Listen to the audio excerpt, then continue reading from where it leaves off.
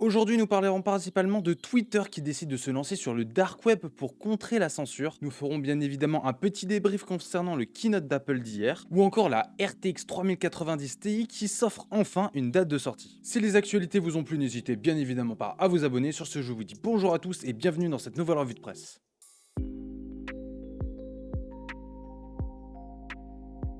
Nous commençons comme premier avec Twitter qui a annoncé enfin disposer d'un service en .onion, cette extension disponible via le réseau Tor. L'outil bien connu des adeptes du dark web va permettre aux utilisateurs de tweeter en tout anonymat. Avant de démarrer, nous allons quand même expliquer qu'est-ce que Tor sans rentrer dans les détails des DNS, etc.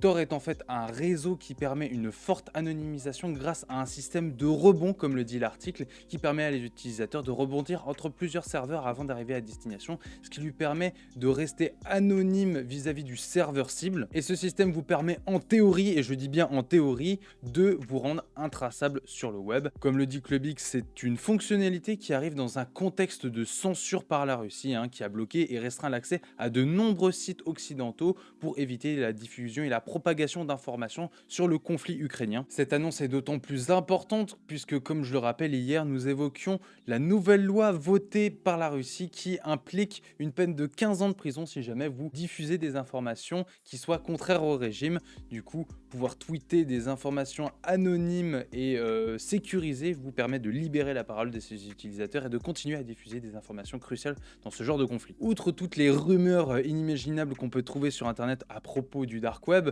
Tor est un réseau qui est très utilisé par les différentes ONG pour communiquer dans des pays où malheureusement la liberté d'expression peut être restreinte. À l'instar de Facebook ou du New York Times qui avait déjà fait ce portage, si je puis dire, nous pouvons dès à présent nous connecter au Darknet Tor pour pouvoir tweeter anonymement et en toute sécurité. Nous allons évoquer maintenant ce keynote d'Apple qui a été diffusé hier. Nous l'évoquions il y a quelques jours et cette fameuse mise à jour iOS 15.4 qui vous permet d'utiliser votre Face ID même avec un masque. Cette mise à jour devrait être diffusée d'ici le 13 mars. Et outre l'iPad Air 2022 qui utilise le fameux processeur M1 d'Apple, nous avons le nouvel iPhone SE 2022 qui embarque la puce Bionic A15, le même processeur qui selon eux est plus rapide que toute la concurrence que l'on trouve dans l'iPhone 13. Et bien entendu, ce smartphone sera compatible 5G. Apple a ensuite dévoilé un iPhone 13 et 13 Pro aux couleurs vert alpin qui a fait pas mal parler.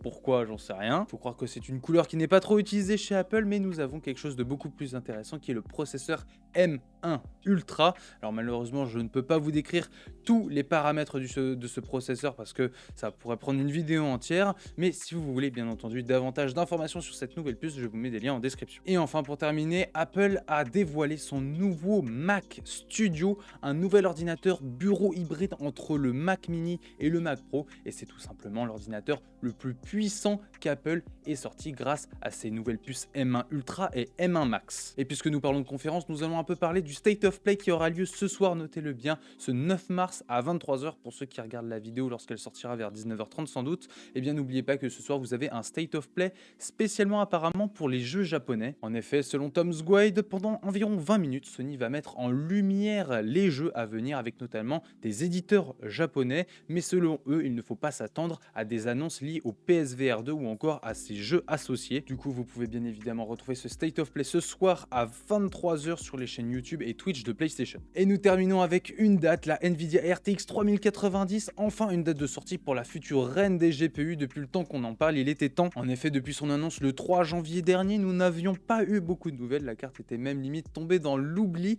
Et bien apparemment, sa date de sortie sera fixée au 29 mars prochain. L'information provient du forum chinois ShipHell. Il s'agit d'un site connu pour être le terrain de jeu de certains insiders asiatiques de premier plan. Même s'il ne s'agit que de bruits de couloir, celles-ci ont la particularité d'être particulièrement crédibles. Mais qu'elles sortent ou pas, de toute façon, la plupart d'entre nous ne pourront pas l'acheter tout simplement parce que selon The Verge, la carte graphique pourrait coûter dans les environs des 2000$ tout de même. Et c'est sur ces articles que se termine cette revue de presse. J'espère bien évidemment que les actualités vous auront plu. N'hésitez pas à vous abonner et à retrouver tous les articles que nous avons évoqués en description. Sur ce, je vous dis à demain pour une nouvelle revue de presse. Salut!